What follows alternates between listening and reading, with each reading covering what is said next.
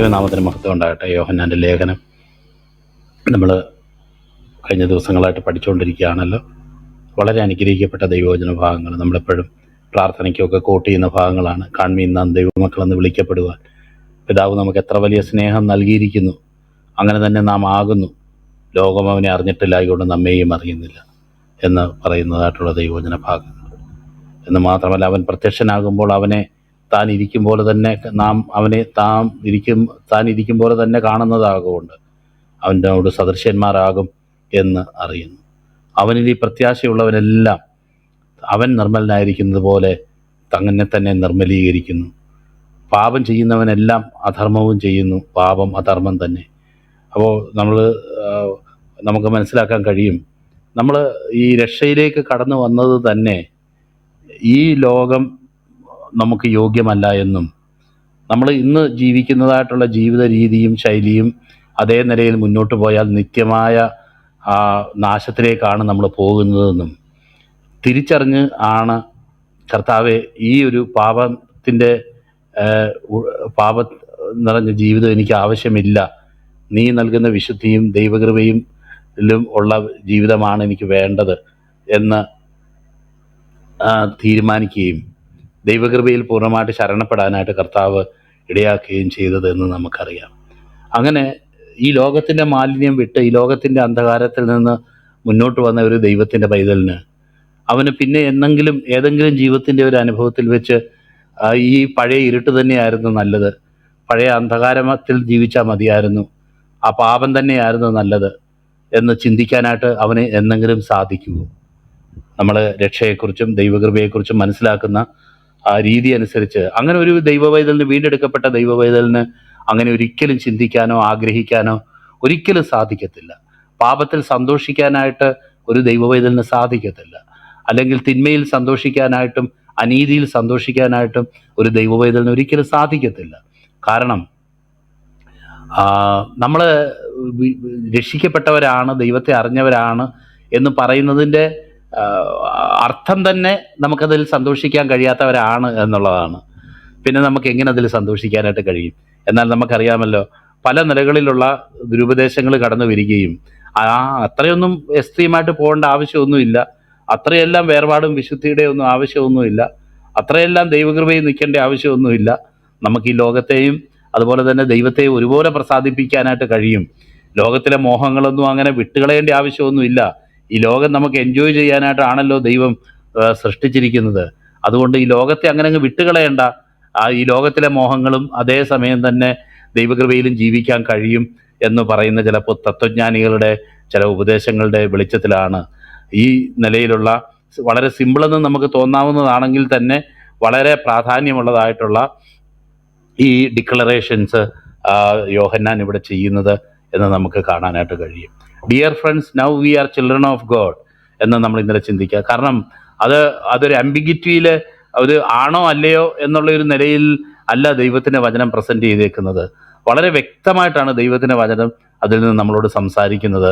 നാം ദൈവമക്കളാകുന്നു എന്ന് വ്യക്തമാക്കി പറയുക. ഡിയർ ഫ്രണ്ട്സ്, രണ്ടാം വാക്യം, now we are children of God, there is all assurance in that in us, അല്ലെങ്കിൽ എല്ലാ ഉറപ്പുമുണ്ട്. നമ്മൾ ഇനി എന്തെങ്കിലും ഇങ്ങനെയൊക്കെ ജീവിച്ചാൽ ഒരു പക്ഷേ ദൈവസന്നിധിയിലെത്തി ദൈവം ക്ഷമിച്ച് അല്ലെങ്കിൽ ആ നിലയിലൊക്കെ ആയിത്തീർന്നേക്കാം, ഇല്ലാതായേക്കാം എന്ന് പറയുന്ന ഒരു നിലയിലല്ല, ഒരു തീരുമാനത്തിൽ എത്താൻ കഴിയാത്ത നിലയിലല്ല പറഞ്ഞേക്കുന്നത്. നമ്മൾ ദൈവമക്കളാകുന്നു എന്നുള്ളത് ദൈവത്തിൻ്റെ വചനം വളരെ വ്യക്തമായിട്ട് പറഞ്ഞേക്കുവാണ്. നമ്മളിപ്പോൾ ദൈവമക്കളാകുന്നു, നാം അവൻ്റെ മക്കളാകുന്നു. ആ ഒരു അഷ്വറൻസ്, ആ ഒരു ഉറപ്പ് ദൈവത്തിൻ്റെ വചനം നമുക്ക് തരുന്നുണ്ട്. ഈ ലോകത്ത് ജീവിക്കുന്ന സമയത്ത് ദൈവമക്കളാകണോ അല്ലയോ, സ്വർഗത്തിൽ പോകുമോ ഇല്ലയോ, പാപങ്ങൾ ക്ഷമിച്ചോ ഇല്ലയോ എന്നൊന്നും പറയാനായിട്ട് കഴിയത്തില്ല എന്നുള്ള ഒരു തത്വശാസ്ത്രമായിരുന്നു പറഞ്ഞുകൊണ്ടിരുന്നത്. കാരണം ഈ രക്ഷ എന്ന് പറയുന്നത് യേശുക്രിസ്തുവിലെ വിശ്വാസത്താലോ പാപങ്ങൾ ക്ഷമിക്കപ്പെട്ടതിനാലോ ഒന്നുമല്ല. ശരീരത്തിൽ നിന്ന് ആത്മാവ് വേർപെട്ട് മാറുന്ന പുതിയ ജ്ഞാനം സ്വീകരിക്കുന്നത് കൊണ്ടാണ് അതൊക്കെ സംഭവിക്കുന്നത്. അതൊന്നും ഇപ്പം നമുക്ക് ഇവിടെ ഒന്നും പറയാൻ പറ്റില്ല. നിങ്ങളൊന്ന് നോക്ക്, നമ്മുടെ കുറച്ച് ക്ലാസ്സൊക്കെ ഉണ്ട്, അതിനൊക്കെ വന്ന് അറ്റൻഡ് ചെയ്ത് നോക്ക്. അങ്ങനെ ആണെങ്കിൽ ചിലപ്പോൾ നടന്നേക്കാം എന്ന് പറയുന്ന നിലയിലുള്ള ഒരു ടീച്ചിങ്ങിനെതിരെയാണ് യോഹന്നാൻ അപ്പോസ്തലൻ ഇവിടെ പറയുന്നത്. അങ്ങനെ ഇനി ആരും പറയേണ്ട ആവശ്യമില്ല, ഇനി സംശയത്തിൻ്റെ ആവശ്യമില്ല. പാപങ്ങളെ ഏറ്റുപറഞ്ഞ് ദൈവസന്നിധിയിൽ മാനസാന്തരപ്പെട്ട് യേശു കർത്താവ് കാൽവരി ക്രൂശിൽ ചെയ്ത ആ യാഗത്തിൽ വിശ്വസിക്കുന്ന ഒരു ദൈവത്തിൻ്റെ പൈതലിന് ഇനി അവൻ ദൈവത്തിൻ്റെ പൈതലാണോ അല്ലയോ എന്ന് ഇനിയും വേറെ ചില കാര്യങ്ങളും കൂടെ കൊണ്ടുവന്ന് തീരുമാനിക്കേണ്ട ആവശ്യമൊന്നും ഇല്ല. ദൈവത്തിൻ്റെ വചനം വ്യക്തമാക്കി പറയുകയാണ്, നാം ഇപ്പോൾ ദൈവത്തിൻ്റെ മക്കളാകുന്നു. പ്രിയപ്പെട്ടവരെ, നമ്മുടെ വിശ്വാസ ജീവിതത്തിൽ ഉണ്ടാകുന്ന ഏറ്റവും വലിയ പോരാട്ടവും ആത്മീയ പോരാട്ടത്തിലുള്ള പ്രധാനപ്പെട്ട ഒരു ഒരു ഒരു ഒരു അവസ്ഥയും ഇത് തന്നെയാണ്. വീണ്ടും ജനിച്ച നാൾ മുതൽ യേശുവിനെ രക്ഷകനും കർത്താവുമായി സ്വീകരിച്ച് നമ്മുടെ പാപങ്ങൾ ക്ഷമിക്കപ്പെട്ടു എന്നുള്ള ഉറപ്പിലേക്ക് ഓരോ ദൈവപൈതലും കടന്നു വരുന്ന ആ നിമിഷം മുതൽ പിശാച് തുടങ്ങുന്ന ഒരു യുദ്ധമാണ് നമ്മുടെ ജീവിതത്തിൽ. അതേ, നമ്മുടെ പാപങ്ങൾ ക്ഷമിക്കപ്പെട്ടിട്ടില്ല, നമ്മൾ ദൈവമക്കളായി തീർന്നിട്ടില്ല, ആ ഏറ്റുപറച്ചിൽ അത്ര ശരിയായിട്ടില്ല, അന്ന് അതിനുശേഷം ചില തെറ്റുകളൊക്കെ ചെയ്തില്ലേ, അതുകൊണ്ട് ആദ്യം രക്ഷിക്കപ്പെട്ടെങ്കിലും ഇപ്പോൾ ആ രക്ഷയെല്ലാം നഷ്ടപ്പെട്ടു പോയി. ഈ നിലയിലൊക്കെ കർത്താവ് നമ്മളോട് ക്ഷമിച്ച ഈ പാപക്ഷമയാണ് നമ്മുടെ ആത്മീയ ജീവിതത്തിൻ്റെ അടിസ്ഥാനമെന്നുള്ളതും കർത്താവ് ചെയ്തതിൻ്റെ അടിസ്ഥാനത്തിലാണ് ദൈവത്തോട് നമുക്ക് നിരപ്പ് പ്രാപിക്കാനായിട്ട് ഇടയായി തീർന്നത് എന്നുള്ളത് കൊണ്ടും അതേ കാര്യത്തിലാണ് എപ്പോഴും നമുക്ക് അറ്റാക്ക് വരുന്നത്. നമ്മുടെ ജീവിതത്തിൽ, നമ്മുടെ ആത്മീയ ജീവിതത്തിൽ നമ്മുടെ പ്രാഗൽഭ്യം നഷ്ടപ്പെടുത്തി കളയാൻ പിശാച് പരിശ്രമിക്കുന്ന ഒന്നാമത്തെ പരിശ്രമം എന്ന് പറയുന്നത് നമ്മുടെ പാപങ്ങൾ ക്ഷമിക്കപ്പെട്ടിട്ടില്ല എന്നും നാം രക്ഷിക്കപ്പെട്ടിട്ടില്ല എന്നും നാം ഏറ്റുപറഞ്ഞൊന്നും കേൾക്കേണ്ട പോലെ ദൈവം കേട്ടിട്ടില്ല എന്നും ഈ നിലയിലുള്ള കൺഫ്യൂഷൻ നമ്മുടെ ആത്മീയ ജീവിതത്തിലേക്ക് കൊണ്ടുവരികയാണ് ആത്മീയ ജീവിതത്തിൽ പിന്നോട്ട് സാത്താൻ നമ്മളെ കൊണ്ടുപോകുന്നതിൽ നിന്നുള്ള ഒന്നാമത്തെ പടി എന്ന് പറയുന്നത്. ഇതാണ് ആത്മീയ പോരാട്ടം. ഒരു ദൈവപൈതലിന് അവസാനം വരെ ഉണ്ടാകുന്ന ഒരു ആത്മീയ പോരാട്ടം ഇത് തന്നെയാണ്. അതുകൊണ്ട് തന്നെ നമുക്ക് ഒരു ദൈവപൈതല് ആദ്യം മുതൽ അവസാനം വരെ അവൻ്റെ ജീവിതത്തിൽ ഉറപ്പ് പ്രാപിക്കേണ്ട ഒരു വിഷയം കൂടെയാണ് നാം ഇപ്പോൾ ദൈവത്തിൻ്റെ മക്കൾ ആകുന്നു. കാൺമീൻ നാം ദൈവമക്കളെന്ന് വിളിക്കപ്പെടുവാൻ പിതാവ് എത്ര വലിയ സ്നേഹം നൽകിയിരിക്കുന്നു, നാം അങ്ങനെ തന്നെ ആകുന്നു എന്ന് മാത്രമല്ല, നാം ഇനി എന്തായി തീരുമെന്നുള്ളത്, നാം ഏത് നിലവാരത്തിൽ വെളിപ്പെടും എന്നുള്ളത് പൂർണ്ണമായും വെളിപ്പെട്ടിട്ടില്ല. എന്നാൽ അതിനെക്കുറിച്ചുള്ള കാര്യങ്ങൾ വെളിപ്പെട്ടിട്ടുണ്ട്. ആ പ്രത്യാശയെക്കുറിച്ച് നമുക്ക് ഉറപ്പുണ്ട്. എന്നാൽ അവൻ പ്രത്യക്ഷനാകുമ്പോൾ അവനെ നാം താൻ ഇരിക്കും പോലെ തന്നെ കാണുന്നതാകൊണ്ട് അവൻ്റെ സ്വരൂപത്തോട് സദൃശ്യന്മാരാകും എന്ന് നാം അറിയുന്നു. അവൻ പ്രത്യക്ഷനാകുമ്പോൾ അവനെ നാം കാണും. അവൻ പ്രത്യക്ഷനാകുമ്പോൾ അവനെ താൻ ഇരിക്കും പോലെ തന്നെ നാം അവനെ കാണുന്നത് കൊണ്ട് അവൻ്റെ സ്വരൂപത്തോട് സദൃശ്യന്മാരായി തീരും എന്ന് നാം അറിയുന്നു. ഇതൊക്കെ നമ്മൾ ഇന്നലെ ചിന്തിച്ച കാര്യങ്ങളാണ്. അതുകൊണ്ട് അവനിൽ ഈ പ്രത്യാശയുള്ളവനെല്ലാം തന്നെ തന്നെ നിർമ്മലീകരിക്കുന്നു. പ്രിയപ്പെട്ടവർ, ഈ പ്രത്യാശ എന്ന് പറയുന്നത് നമ്മളെ തന്നെ നിർമ്മലീകരിക്കുന്ന ഒരു പ്രത്യാശയാണ്. എബ്രായർക്ക് എഴുതുന്ന ലേഖനം 6-ാം അധ്യായത്തിൽ നമ്മൾ വായിക്കുന്നു, ഈ നങ്കൂരം, ഈ പ്രത്യാശ ആത്മാവിൻ്റെ ഒരു നങ്കൂരം തന്നെ, അത് നിശ്ചയവും സ്ഥിരവും തിരശ്ശീലയ്ക്കകത്തേക്ക് കടക്കുന്നതുമാകുന്നു. അവിടെ നിന്ന് നമ്മുടെ കർത്താവായ യേശുക്രിസ്തു രക്ഷിതാവായി വരുമെന്ന് നാം കാത്തിരിക്കുന്നു എന്ന് നമ്മളവിടെ വായിക്കുന്നു. അപ്പോൾ ഈ പ്രത്യാശയുടെ ഫങ്ഷൻ എന്താ നമ്മുടെ ക്രിസ്തീയ ജീവിതത്തിൽ? ഈ പ്രത്യാശയാണ് നമ്മളെ, ഒരു പൗലോസ്ലീഹ പറയുന്ന പ്രത്യാശയാലല്ലോ നാം രക്ഷിക്കപ്പെട്ടിരിക്കുന്നത്.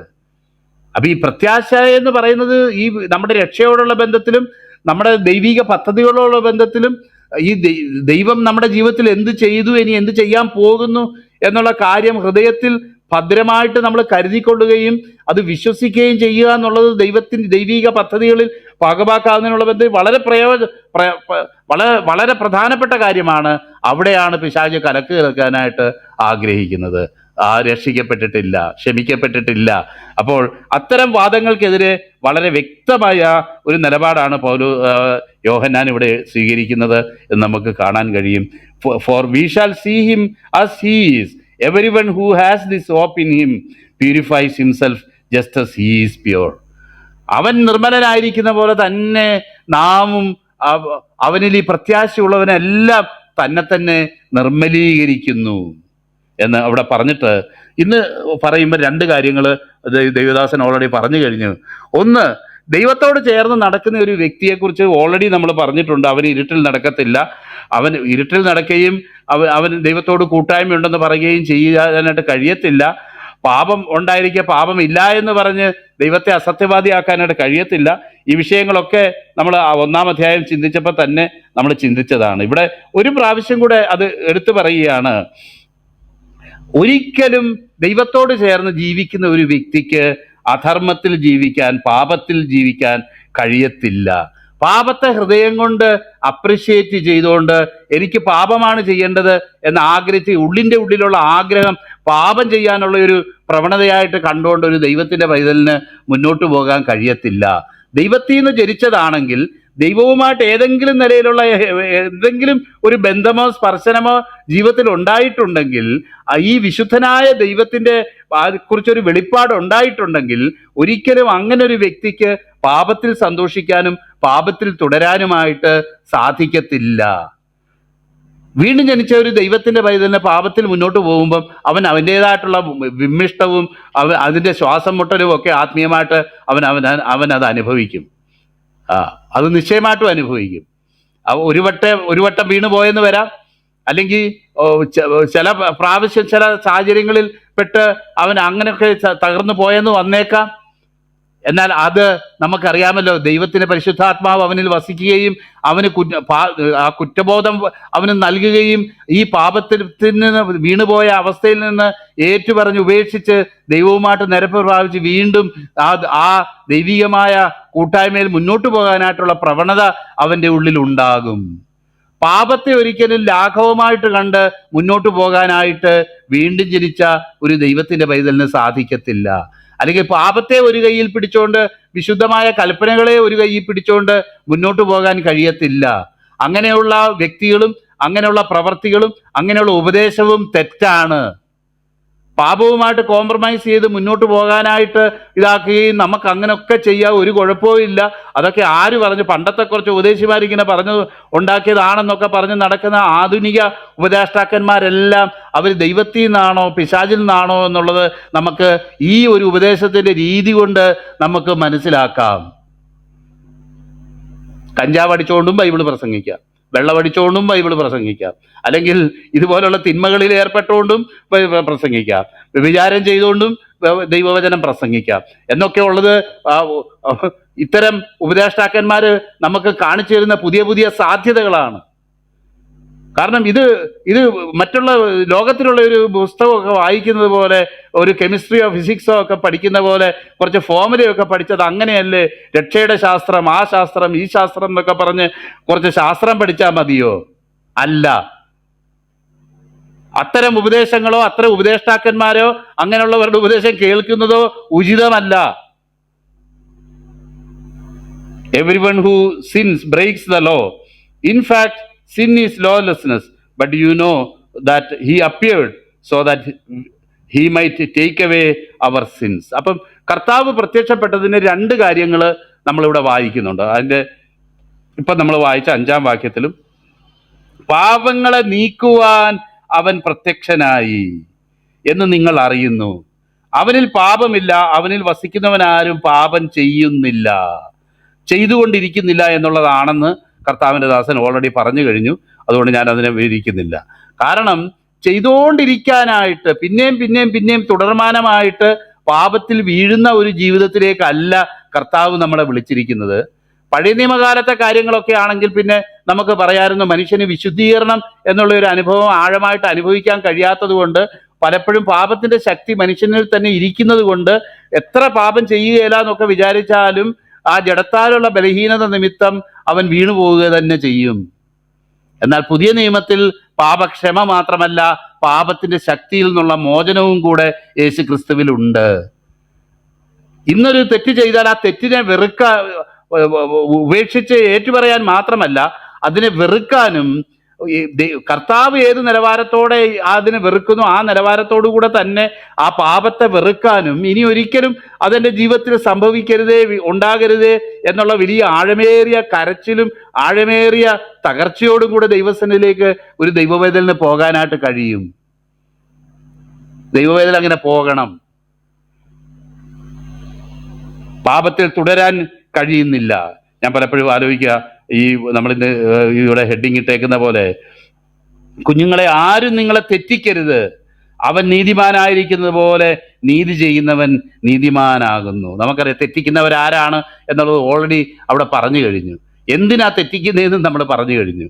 അപ്പൊ നോക്കിയാട്ടെ, തെറ്റിക്കുന്നവരാരും നിങ്ങളെ തെറ്റിക്കരുത്, അവൻ നീതിമാനായിരിക്കുന്ന പോലെ നീതി ചെയ്യുന്നവൻ, പാപം ചെയ്യുന്നവൻ നീതിമാനാകുന്നു, പാപം ചെയ്യുന്നവൻ പിശാചിന്റെ മകനാകുന്നു. അപ്പൊ എന്തെങ്കിലും പ്രസംഗിച്ചാൽ പോരാ, എന്തെങ്കിലും കാര്യങ്ങൾ ചില ജ്ഞാനപ്രസംഗം പോലെ പറഞ്ഞാൽ പോരാ, അത് റൈച്ചസ് ആയിട്ടുള്ള നീതി ആയിട്ടുള്ള നിലവാരത്തിൽ ജീവിതത്തിലൂടെ വെളിപ്പെടുകയും കൂടെ വേണം. ഒരു ദൈവപൈതലായിരുന്നുകൊണ്ട് ഒരു തെറ്റിന് അതിനെ പിന്തുണയ്ക്കാനോ, ഒരു ദൈവപൈതലായിരുന്നുകൊണ്ട് ഒരു തെറ്റായ കാര്യത്തെ ശരിയാണെന്ന് ന്യായീകരിക്കാനോ, ഒരു ദൈവപൈതലായിരുന്നുകൊണ്ട് ദൈവത്തിന്റെ വചനത്തിന് വിരോധമായിട്ട് സംസാരിക്കാനോ, അതിൽ ദൈവഹിതത്തിനെതിരായിട്ട് പ്രസംഗിക്കാനോ ഒരു ദൈവപൈതലായിരുന്നുകൊണ്ട് സാധിക്കത്തില്ല. അങ്ങനെ ആകാം എന്ന് നമുക്കറിയാം. ഇന്നത്തെ സാഹചര്യത്തിൽ ഇത് ഒന്നുകൂടെ നമുക്ക് ആപ്ലിക്കബിൾ ആണെന്നാണ് എനിക്ക് തോന്നുന്നത്. കാരണം ഇന്ന് അത്തരം ഒരു സാഹചര്യമാണ് കടന്നു വന്നേക്കുന്നത്. പല വിഷയങ്ങളെ സംബന്ധിച്ചതിന് ദൈവമക്കളായിട്ടുള്ളവർക്ക് പല വിധത്തിലുള്ള അഭിപ്രായങ്ങളുള്ള ഒരു കാലഘട്ടത്തിലാണ്. ഇങ്ങനെയൊക്കെ ചെയ്യാമെന്നും ചെയ്യത്തില്ല എന്നും. അതുകൊണ്ട് നമ്മളിപ്പം വിധിക്കുന്നത് എങ്ങനെയാ? അയാൾ പറയുന്നത് ഒരുപക്ഷെ ശരിയായിരിക്കും. അപ്പം എങ്ങനെയൊക്കെ നടന്നാലും എന്തൊക്കെ പറയാമെന്നുള്ള, എന്ത് വേണമെങ്കിലും പറയാമെന്നുള്ള ഒരു നിലവാരത്തിൽ കാര്യങ്ങൾ പോവുകയാണ്. നമ്മളാരും അവർ ചെയ്യുന്നതിൻ്റെ നിലവാരത്തിൽ അവരെ ആരെയും പലപ്പോഴും പകയ്ക്കുന്നില്ല. ഇത് ക്രിസ്തീയമല്ല, ദൈവികമല്ല എന്ന് പറയുന്നില്ല.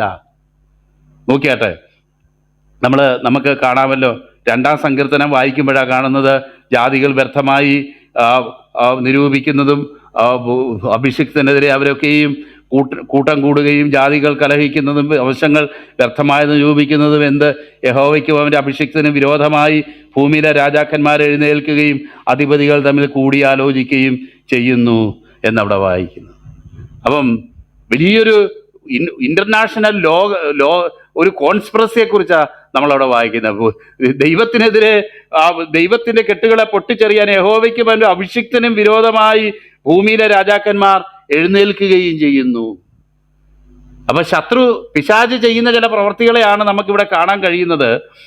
ഇവിടെ തന്നെ നമ്മൾ വായിക്കുന്നു, അവൻ നീതിമാനായിരിക്കുന്നവരെ നീതി ചെയ്യുന്നവൻ നീതിമാനാകുന്നു, പാപം ചെയ്യുന്നവൻ പിശാചിന്റെ മകനാകുന്നു. പിശാച് ആദ്യം മുതൽ നീതി ചെയ്യുന്നുവല്ലോ, പിശാചിന്റെ പ്രവർത്തികളെ അഴിപ്പാൻ തന്നെ ദൈവപുത്രൻ പ്രത്യക്ഷമായി.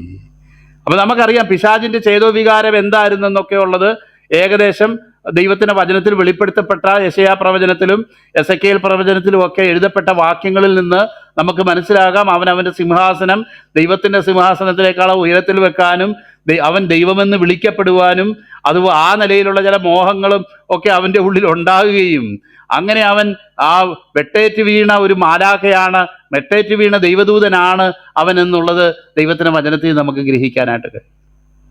അവൻ ഒരിക്കൽ ആയിരുന്ന അവസ്ഥയിലല്ല, എന്നാൽ ആ അവസ്ഥയിൽ നിന്നൊക്കെ അവൻ നിബന്ധിക്കാനിടയായി തീർന്നു.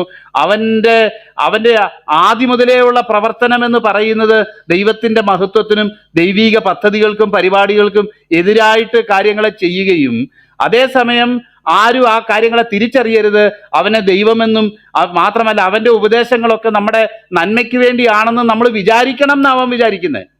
അവന്റെ ഉപദേശങ്ങൾ പലതും നമ്മുടെ നന്മയ്ക്ക് വേണ്ടിയാണെന്ന് നമ്മൾ വിചാരിക്കുകയും അംഗീകരിക്കുകയും ചെയ്യണം. അതാണല്ലോ ഹവ്വയുടെ അടുത്ത് ഇറക്കിയ നമ്പർ.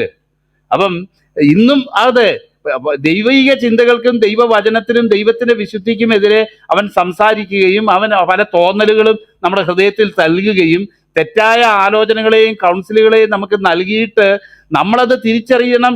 അത് ദൈവം എൻ്റെ നന്മയ്ക്ക് വേണ്ടി ചെയ്യുന്നതാണെന്നും അത് ദൈവിക പദ്ധതികളെക്കാൾ ഉന്നതമാണെന്നും നമ്മളത് തിരിച്ചറിഞ്ഞ് അവനെ ദൈവമേ എന്ന് വിളിക്കണമെന്ന് അവൻ ആഗ്രഹിക്കുക. പിശാചിന്റെ പ്രവർത്തികൾ എന്ന് പറയുമ്പം നമുക്ക് കേവലം നമ്മുടെ ജീവിതത്തിലെ ചില വിഷയങ്ങൾ മാത്രമല്ല, നമുക്ക് അറിയാമല്ലോ പിശാചിന്റെ മൊത്തത്തിലുള്ള പ്രവർത്തികളെ ഏത് നിലവാരത്തിലുള്ളവയാണ് എന്ന് നമുക്ക് മനസ്സിലാക്കാം. എന്നാൽ ദൈവം ഇതിനൊക്കെ, ഈ കാര്യങ്ങൾക്കൊക്കെ ലോകസ്ഥാപനം മുമ്പ് തന്നെ ദൈവവും ഇതിനൊരു മറുമരുന്ന് ഉണ്ടാക്കി കഴിഞ്ഞു. അല്ലെങ്കിൽ ദൈവവും ഇതിനൊരു ദൈവീക പദ്ധതി ഈ പിശാചിന്റെ പ്രവർത്തികളെ അഴിപ്പാൻ തക്കവണ്ണം ദൈവം ചെയ്തു കഴിഞ്ഞു. അത് നമ്മൾ 2-ാം സങ്കീർത്തനത്തിൽ വായിക്കുന്നത്, ഞാൻ എൻ്റെ ഒരു രാജാവിനെ ഞാൻ സിയോനിൽ വാഴിച്ചിരിക്കുന്നു എന്ന് പറയുന്നതാണെന്ന് നമുക്ക് കാണാൻ കഴിയും. 6-ാം എൻ്റെ വിശുദ്ധ പർവ്വതമായ സിയോനിൽ ഞാൻ എൻ്റെ രാജാവിനെ വാഴിച്ചിരിക്കുന്നു, ഒരു നിർണയം ഞാൻ പ്രസ്താവിക്കുന്നു, യഹോവ എന്നോട് അരുളി ചെയ്തു, നീ എൻ്റെ പുത്രൻ, ഞാൻ ഇന്ന് നിന്നെ ജനിപ്പിച്ചിരിക്കുന്നു എന്ന് പറഞ്ഞിരിക്കുന്ന ഭാഗങ്ങൾ പലപ്പോഴും ഞാൻ വളരെ വളരെ സന്തോഷത്തോടെ ഞാൻ വായിക്കാറുണ്ട്. കർത്താവേ, ഈ ലോകത്തിന്റെ ദൈവം അനേകം വ്യക്തികളുടെ ഹൃദയങ്ങളെ കുരുടാക്കി കളയുകയും അവന്റെ പദ്ധതികൾ മുന്നേറുകയും നാം ദൈവത്തിനെതിരെ പ്രവർത്തിക്കുക, യഹോവയ്ക്കും അവന്റെ അഭിഷിക്തനും വിരോധമായി ഭൂമിയിലെ രാജാക്കന്മാർ എഴുന്നേൽക്കുകയും അധിപതികൾ തമ്മിൽ കൂടിയാലോചിക്കുകയും ചെയ്യുമ്പോൾ ദൈവത്തിന്റെ ഉത്തരം ഓൾറെഡി ദൈവം ചെയ്തു കഴിഞ്ഞു. അത് അവൻ ഒരു രാജാവിനെ സിയോനിൽ വാഴിച്ചിരിക്കുന്നു, ഇന്ന് നീ എൻ്റെ പുത്രൻ, ഞാൻ ഇന്ന് നിന്നെ ജനിപ്പിച്ചിരിക്കുന്നു എന്നുള്ള നിലയിൽ ദൈവം അതിനോട് പ്രതികരിച്ചു കഴിഞ്ഞു. ഇവിടെ യോഹന്നാൻ നമ്മളോട് പറയുകയാണ്, ഇതാ ദൈവപുത്രൻ ഈ ലോകത്തിൽ പ്രത്യക്ഷമായത് തന്നെ പിശാചിന്റെ പ്രവർത്തികളെ അഴിപ്പാനായിട്ടാണ് അവൻ പ്രത്യക്ഷനായത്.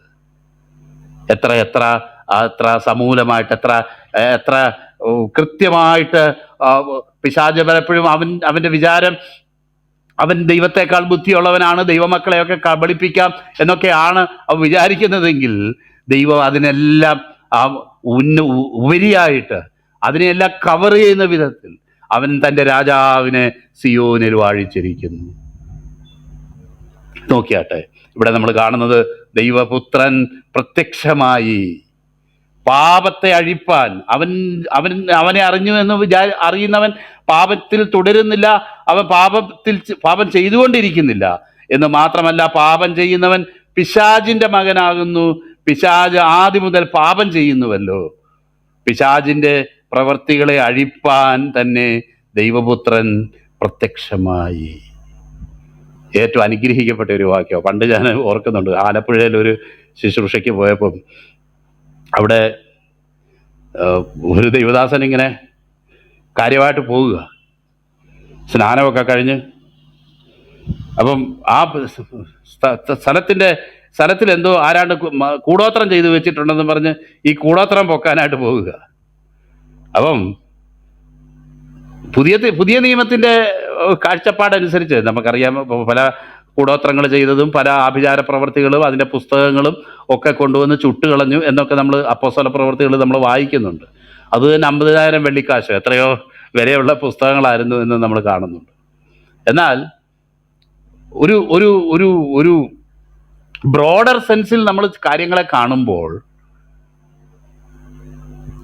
ഇന്ന് ഇതൊക്കെ കൊണ്ട് കുഴിച്ചിട്ടേക്കുന്നത് എവിടെയാ? നമ്മുടെ വീട്ടിന്റെ ചുറ്റും എങ്ങാനും കുഴിച്ചിട്ടതിനാണോ എഫക്റ്റ് ഉള്ളത്? അതോ അതിനേക്കാളും ഇഫക്റ്റീവായിട്ടുള്ളൊരു സ്ഥലം പിന്നെ പിശാച് കണ്ടുപിടിച്ചിട്ടുണ്ടോ? എനിക്ക് പലപ്പോഴും തോന്നിയിട്ടുണ്ട്, നമ്മുടെ ഹൃദയത്തിൽ തന്നെ അവൻ പണ്ടതും കൊണ്ട് കുഴിച്ചിടുന്നത്. പല ദുർമോഹങ്ങളും, പല ദൈവത്തിന്റെ പരിജ്ഞാനത്തിന് വിരോധമായിട്ട് ഉയരുന്ന പല ഉയർച്ചകളും, പല പ്രിട്ടൻഷൻസും, പല സംഗതികളും കൊണ്ട് അവൻ കുഴിച്ചിട്ടിട്ട് ദൈവത്തിനെതിരെയുള്ളൊരു സ്ട്രോങ് ഹോൾഡായിട്ട് തന്നെ നമ്മുടെ ഹൃദയം പലപ്പോഴും തീരുന്നു എന്നുള്ളതാണ് ഒരു യാഥാർത്ഥ്യം. അതുകൊണ്ട് 2 കൊരിന്ത്യർ ലേഖനത്തിൽ പൗലോസ്ലീഹ പറയുന്നത്, ഞങ്ങളുടെ ആയുധങ്ങളോ ജഡീകങ്ങളല്ല,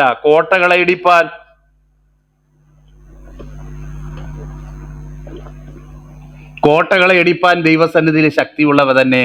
അവയാൽ ഞങ്ങൾ എല്ലാ സങ്കല്പങ്ങളും ദൈവത്തിന്റെ പരിജ്ഞാനത്തിന് വിരോധമായി ഉയരുന്ന എല്ലാ ഉയർച്ചകളെയും ഇടിച്ചു കളഞ്ഞ് എന്ന് പറയുന്നതിൻ്റെ കാര്യം. പ്രിയപ്പെട്ടവരെ, ഈ ശത്രു ചില്ലറ പണിയല്ല.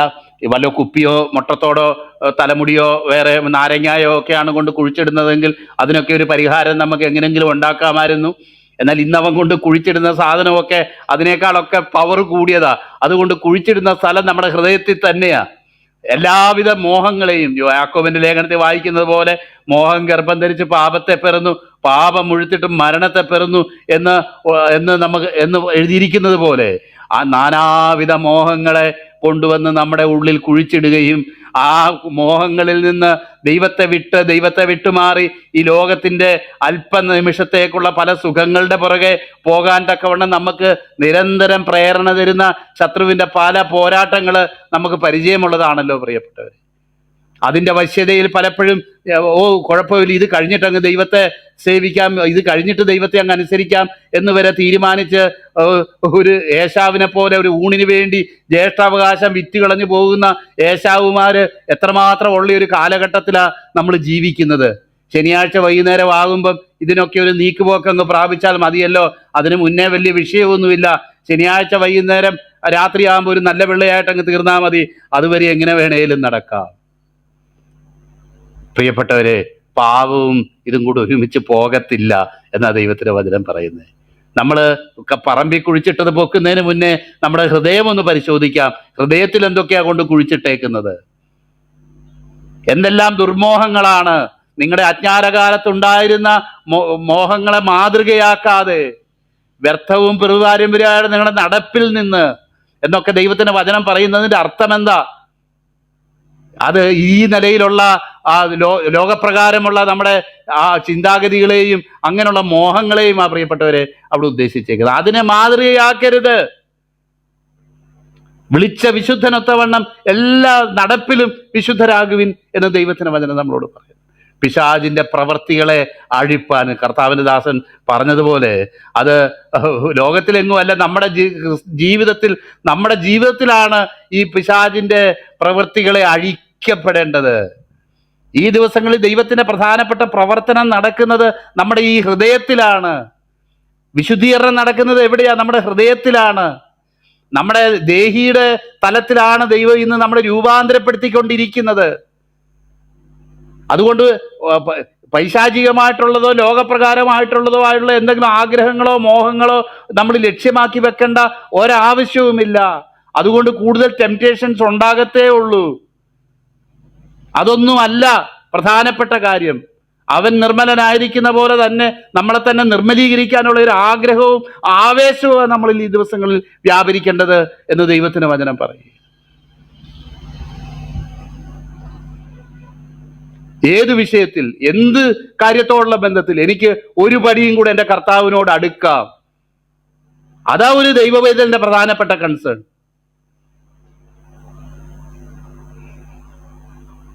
നോക്കിയാട്ടെ, പാപം ചെയ്യുന്നവൻ അവനെ കണ്ടിട്ടുമില്ല അറിഞ്ഞിട്ടുമില്ല. പാപം ചെയ്യുന്നവൻ പിശാചിന്റെ മകനാകുന്നു. പിശാച് ആദ്യം മുതൽ പാപം ചെയ്യുന്നുവല്ലോ. പിശാചിന്റെ പ്രവർത്തികളെ അഴിപ്പാൻ തന്നെ ദൈവപുത്രൻ പ്രത്യക്ഷമായി. He who does what is sinful is of the devil, because the devil has been sinning from the beginning. The reason the Son of God appeared was to destroy the devil's work. എനിക്ക് വളരെ ഇഷ്ടപ്പെട്ട ഒരു വാക്യം. അവന്റെ പ്രവർത്തികളെ, പിശാചിന്റെ പ്രവർത്തികളെ അഴിപ്പാൻ ദൈവപുത്രൻ പ്രത്യക്ഷമായി. പ്രിയപ്പെട്ടവരെ, ഈ പാപം എന്ന് പറയുമ്പോൾ തന്നെ നമുക്കറിയാമല്ലോ, അതിനെ എന്തെല്ലാം നിലയിൽ കോംപ്ലിക്കേറ്റഡ് ആക്കി അവൻ തീർത്തു. ഒരു പാപപ്രവൃത്തി, ഒരു പഴം പറിച്ചു തിന്നു, അല്ലെങ്കിൽ വേറെ ഒരു പാപപ്രവൃത്തി എന്നുള്ളത് മാത്രമല്ല ഉദ്ദേശിക്കുന്നത് നമുക്കറിയാം. അതിന് ആധാരമായിരിക്കുന്ന പാപ സ്വഭാവം നമ്മളിലുണ്ടെന്നും ഈ പാപപ്രവൃത്തിയുടെ ശിക്ഷ മാത്രമല്ല, പാപ സ്വഭാവത്തിന്റെ കൂച്ചുവിലങ്ങും കൂടെ അഴിക്കാൻ തക്കവണ്ണം അവൻ ഈ ലോകത്തിൽ പ്രത്യക്ഷനായി.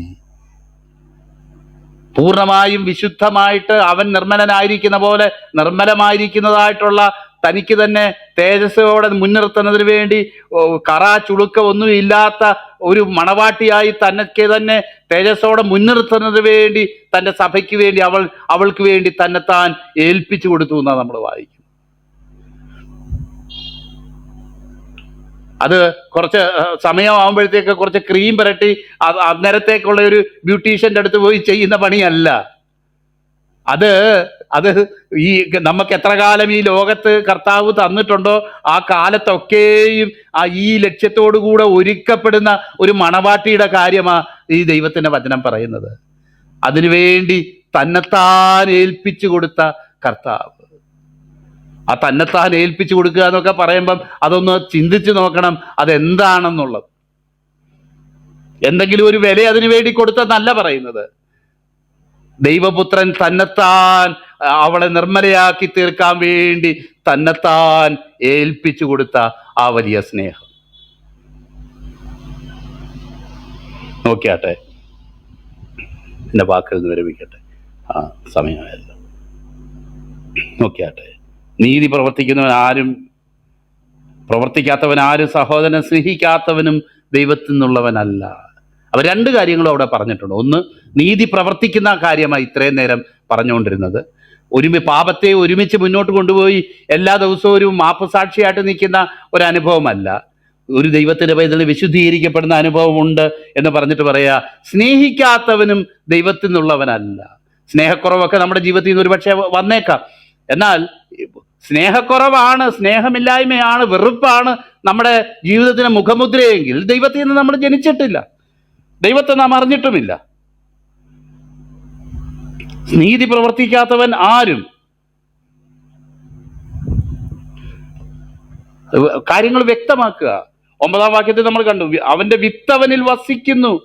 ദൈവത്തിൽ നിന്ന് ജനിച്ചതിനാൽ അവന് പാപം ചെയ്യുവാൻ കഴിയുകയില്ല. ഒരു ദൈവ പൈതലിന് അവന്റെ ദൈവത്തിന്റെ വിത്ത്, ദൈവവചനം അവനിൽ വസിക്കുന്നു. ദൈവവചനം ഒരു വ്യക്തിയിൽ വസിക്കുക, നമുക്കറിയാമല്ലോ നേരത്തെ ഉള്ള കൺസെപ്റ്റുകൾ. വചനം നിങ്ങളിൽ വസിക്കുകയാലും ദുഷ്ടനെ ജയിച്ചിരിക്കുകയാലും ആദ്യം മുതൽ പറയുന്നത് നിങ്ങളിൽ വസിക്കട്ടെ എന്നൊക്കെ ഉള്ളത് നമ്മൾ കണ്ടുകൊണ്ടിരിക്കുക. ആ ആദ്യം മുതൽ കേട്ട ആ ദൈവത്തിന്റെ വചനം വസിക്കുന്ന ഒരു ദൈവത്തിന്റെ പൈതലിന് അവന് അധർമ്മത്തിലും പാപത്തിലും തുടരാൻ കഴിയുകയില്ല. അത് നമ്മൾ വ്യക്തമാക്കിയ കാര്യമായതുകൊണ്ട് കൂടുതൽ പറയുന്നില്ല. നോക്കിയാട്ടെ, രണ്ടാമത് പറഞ്ഞേക്കാണ് സ്നേഹിക്കാത്തവനവൻ. നമുക്കറിയാം, എബ്രായർക്ക് എഴുതുന്ന ലേഖനത്തിലൊക്കെ വ്യക്തമാക്കി കയീൻ്റെയും ഹാബേലിൻ്റെയും കാര്യങ്ങൾ പറഞ്ഞിട്ടുള്ളത് നമ്മൾ കേട്ടിട്ടുണ്ടല്ലോ, വായിച്ചിട്ടുണ്ടല്ലോ. അവിടെ നമ്മൾ കാണുന്ന കാര്യം ഇത്രയാണ്. എന്തോ തെറ്റാ ഹാബേൽ ചെയ്ത്? ഒന്നും ചെയ്തില്ല. ഇപ്പം എക്സാമിന് ഒരു 10 മാർക്ക് അടുത്തിരിക്കുന്നവൻ കൂടുതൽ മേടിച്ചു എന്ന് പറഞ്ഞ് അവനോട് കോപം തോന്നി അവനെ കൊല്ലേണ്ട കാര്യം വല്ലതും ഉണ്ടോ? ഇന്ന് ലോകത്ത് നടമാടുന്ന പല വിഷയങ്ങളും ഇതുപോലുള്ള കാര്യങ്ങളാണ് എന്നുള്ളതും, പലരും പല തെറ്റൊന്നും ചെയ്തിട്ടല്ല. ഈ കയ്യിന് തോന്നിയ പോലത്തെ കണ്ണുകടി കൊണ്ടാണ് ഇന്ന് ലോകത്തിലുള്ള 15 പ്രശ്നങ്ങളും ഉണ്ടാകുന്നതെന്നുള്ളത് നമ്മൾ പത്രത്തിലും ന്യൂസിലും ഒക്കെ കേട്ടുവരുന്ന കാര്യങ്ങളാണല്ലോ. മനസാവാച ഒന്നും അറിയാതെ നടക്കുന്ന ആൾക്കാർ ബലിയാടുകളായി തീരുന്ന എത്രയോ വിഷയങ്ങളുണ്ട്. ഓക്കെ, ഒരു ദൈവ പൈതലിന് ഹൃദയത്തിൽ അവന് ഒരുപക്ഷെ അവന്റെ പെർഫോമൻസ് ഒക്കെ കുറവായിരിക്കും, വേറൊരു വ്യക്തിയായിരിക്കും കുറച്ചുകൂടെ നന്നായിട്ട് കാര്യങ്ങൾ ചെയ്യുന്നതെന്നുള്ളത് കൊണ്ടൊന്നും അത് ആ വ്യക്തിയുടെ പ്രാഗൽഭ്യത്തെയോ ഇതിനെയോ സ്പർശിക്കേണ്ട യാതൊരു കാര്യവുമില്ല. കാരണം അതിൽ സന്തോഷിക്കാനായിട്ട്, യഥാർത്ഥ ആറ്റിറ്റ്യൂഡ് ആയിരുന്നു കയ്യിൻ്റെതെങ്കിൽ ആ ആബേൽ ചെയ്തതിൽ സന്തോഷിക്കാനായിട്ട്, അവനെ അപ്രീഷിയേറ്റ് ചെയ്യാനായിട്ട്, എൻ്റെ സഹോദര ആ കാര്യങ്ങളിൽ എന്താണെന്ന് എനിക്കും കൂടെ ഒന്ന് ഉപദേശിച്ചതാന്ന് പറയാമായിരുന്നു. ഇന്ന് സംഭവിക്കുന്നത് അതല്ല. അത് ദൈവം അവന്റെ ഇത് യാഗത്തിൽ പ്രസാദിച്ചു എന്ന് കണ്ടപ്പോഴേ ഇവന്റെ മുഖഭാവം മാറി. പിന്നെ അവനെ വയലിലേക്ക് വിളിക്കുക.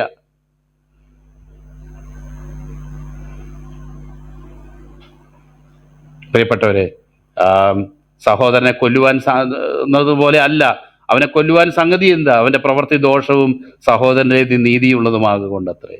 പ്രിയപ്പെട്ടവരെ, സഹോദര പ്രീതി എന്നുള്ളത് നമുക്ക് മനസ്സിലാക്കാം. അത് നമ്മുടെ അണ്ടർസ്റ്റാൻഡിങ്ങിന് വെച്ചുകൊണ്ട് നമ്മുടെ കഴിവ് പോലെ സ്നേഹിക്കുന്നു എന്നുള്ളതല്ല. സഹോദരനെ വെറുക്കാനായിട്ട് ഇതൊന്നും കാരണങ്ങളല്ല എന്നുള്ളതാണ് പ്രധാനപ്പെട്ട.